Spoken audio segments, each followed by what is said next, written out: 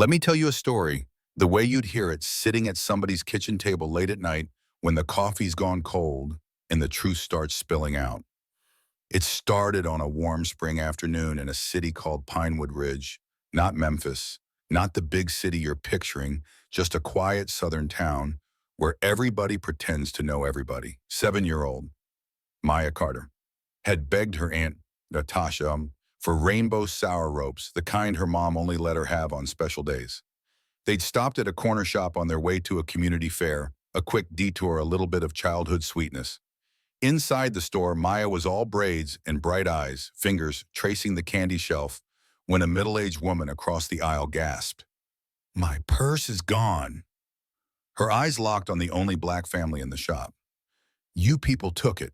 That's exactly how she said it. No proof, no question, just an accusation sharp enough to cut the air. Tasha pulled Maya close. "Ma'am, we just walked in." The cashier didn't even look up before reaching for the phone. Security's on the way. By the time two security guards blocked the door, Tasha's heart was already pounding. 15 minutes later, two cops arrived. Officer Ryan Cole and Officer Travis Baker. They didn't ask Tasha or Maya a single question. Ryan's eyes carried that lazy certainty of a man who's already decided who's guilty. "We'll take it from here," he said, separating the little girl from her aunt with a hand on her tiny arm. Maya started crying and reaching back for Tasha. "I want my auntie. I didn't do anything." Tasha raised her voice but tried to stay calm. "She's 7 years old. You can't question her without me." Ryan stepped in front, his hand resting on his baton like it was a habit. "Ma'am, if you're innocent, you have nothing to worry about." His tone said otherwise. They tried to lead Maya out the door toward the patrol car. That's when the child panicked. She twisted out of the officer's grip and ran toward her aunt, her braids flying. And in that split second, the kind of second that changes lives, Ryan swung his baton, a clean, practiced arc, a sound like a baseball hitting wet clay. The little girl crumpled, blood spreading under her hair. Tasha's scream cut through the store. "Maya." She lunged forward, but Baker slammed her down, face against the tile cuffs biting her wrists. "Get on the ground." Phones were out now, people recording. One man shouted, "That's a child," a woman cried. "I'm a doctor, let me help." Ryan blocked the path. "Step back, police matter."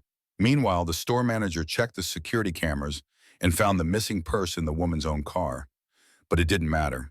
Ryan radioed for an ambulance with the same dead voice, "Suspect injured, requesting medical." A 7-year-old suspect pinned to the floor. Tasha yelled at a bystander, "Call my sister. Call Naomi Wright." The stranger found Sis Naomi in her phone. At that moment, Naomi Wright was across town at Fort Bryer running a classified briefing for her Special Operations Unit. 20 years of service. First black woman to command that division. Her aide slipped a note to her urgent call. She stepped out, expecting some military crisis, and heard a stranger's voice trembling. "Colonel Wright, they hurt your daughter. She's unconscious. They're taking her to St. Catherine's Hospital. Your sister's been arrested." For 3 seconds, she didn't breathe. Then the soldier in her took over. She signed out on emergency leave, tossed her beret into the passenger seat, and drove like her life was on the line. When Naomi walked into the Pinewood Ridge police station in full-dress uniform, the chatter died. She wasn't just a mom, she was a storm in heels and medals. "I am Colonel Naomi Wright," she said, voice steady but cold. "You are holding my sister under false pretenses. You will release her immediately." Desk Sergeant fumbled with his phone. "I also want Officers Ryan Cole and Travis Baker, now." They brought Tasha out, still cuffed, tears on her cheeks. Behind her stood Ryan Baton at his belt, a smear of dried blood at the tip. Naomi's training kept her hands from shaking. "Remove those cuffs," she ordered. Something in her tone made the young officer obey without thinking. Ryan tried to bluster. "Your niece was involved in a theft." She resisted. Naomi's eyes locked on him. "She's 7 years old." "The purse was in the woman's car. Quote me the protocol that allows you to crack a child's skull with a baton." The room went ice cold. Chief Harold Mathis shuffled out from the back, trying for diplomacy. Naomi cut him off. "This is aggravated assault on a minor and false arrest. My legal team is already en route. You will preserve every piece of evidence in this building or answer to federal court. That night at the hospital, Naomi stood over her daughter's bed machines, beeping bandage across her small head. Dr. Amara Lewis, the neurologist, laid it out plain: skull fracture, brain bleed, facial trauma. She should recover, physically, the doctor said softly, but the psychological impact at her age. Naomi nodded once. She'd been trained to handle battlefield injuries, but nothing prepared her for this. She called her James Porter, a civil rights attorney with a reputation for breaking police departments wide open. We're not just filing a lawsuit, she told him, we're building a case. Over the next 48 hours, while Maya slept, Naomi built a war room in the hospital lounge. She pulled favors from military friends, church leaders, retired judges, community organizers. They documented every witness, every video, every prior complaint against Ryan Cole. The department tried to hit back fast. Anonymous threats, social media smears painting Maya as a belligerent teen. An early morning raid to arrest Tasha on bogus charges stopped cold by James waiting with a court reporter. It was like watching two chess players, but one had been trained by the Army. Naomi stayed 3 moves ahead. Then came the insider crack. Officer Lisa Mendoza slipped Naomi a thumb drive of internal messages, proof they were scripting a fake story that Maya attacked Ryan first. I have a daughter her age, Mendoza whispered. I can't do this anymore.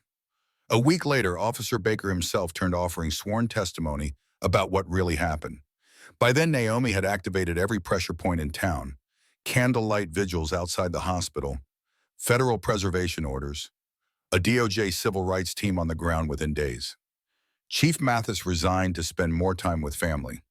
The local senator who had blocked police reform for a decade found his name in national headlines tied to private prison kickbacks. And Ryan Cole, the man who swung the baton, started drinking, showing up outside Naomi's safe house at 2 a.m. Gun on his hip, thinking he could intimidate a soldier. He didn't know she'd already planned for this. Silent alarms triggered, veterans moved into position, and by the time he kicked the door open, he was facing a dozen cameras and a federal warrant.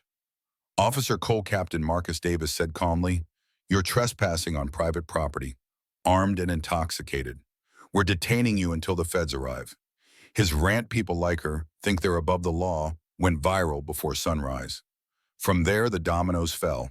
DOJ launched a full pattern or practice investigation. Ryan Cole convicted on multiple counts. Officer Baker given probation in exchange for testimony. Sergeant Mendoza promoted into the new reform unit.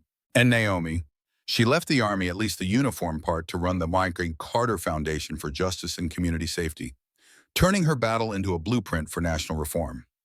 6 months later, Pinewood Ridge Police operated under a consent decree, new training, real civilian oversight, community members paid to write the curriculum.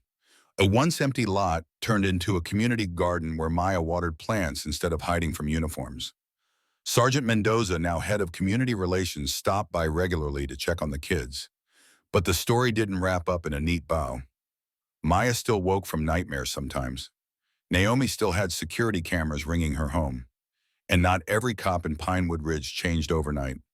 One evening as the sun went down, Maya asked Mommy, "Do you think what happened to me will stop happening to other kids now?" Naomi paused because lying to a child who's seen the truth feels worse than telling it straight. Not completely, baby. But we've made it harder. We've made it visible. And we're teaching other towns how to do the same. That's the part that sticks with me, the quiet moment after the battle, the child asking if the world's different now. Naomi looked at her daughter and saw not just a survivor, but a seed for something bigger. She didn't promise perfection. She promised the fight wasn't over. So here's where you come in. We've told you our version of Pinewood Ridge, but your town, your city, your country has its own stories. Maybe you've seen someone falsely accused. Maybe you've seen power used like a weapon. Maybe you've stayed silent because you thought nothing could change. What do you think? Was Naomi right to use every resource she had to fight back? Was she crossing a line or finally drawing one? Drop your thoughts in the comments. Tell us if you've ever witnessed bias or stood up against it.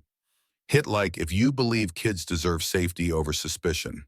And subscribe if you want more stories that don't just expose injustice, but show how ordinary people, even scared kids and tired parents, can stand up and push back. Because this isn't just a story about a mother and a child. It's about all of us deciding what we're willing to accept and what we're finally ready to change.